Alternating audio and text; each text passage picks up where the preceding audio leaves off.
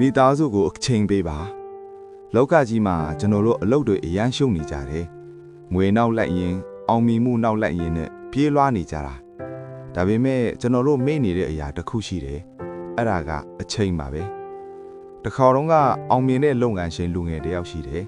သူကတစ်နေ့ကို18နာရီလောက်အလုပ်လုပ်တယ်သူ့ရည်မှန်းချက်ကသူ့မိသားစုကိုချမ်းချမ်းသာသာထားနိုင်ဖို့ပဲဒါပေမဲ့သူအိမ်ပြန်ရောက်တဲ့အချိန်တိုင်းမှာသူ့ရဲ့ကလေးကအိပ်ပျော်နေပြီသူ့ယနီးကတော့စပွဲပေါ်မှာအေးဆက်နေတဲ့ထမင်းဟင်းတွေနဲ့အတူငိုင်မြေလို့သူကတော့ခုံယူနေတာပေါ့ငါမိသားစုအတွက်ပတ်စံတွေအများကြီးရှာပေးနိုင်နေပြီဆိုပြီးတော့လေ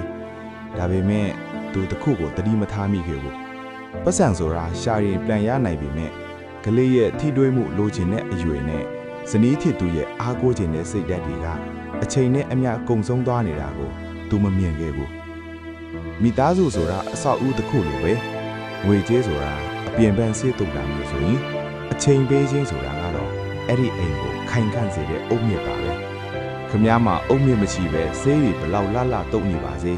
တနေ့မှာအဲ့ဒီအိမ်ဟာပြိုလဲသွားမှာပဲ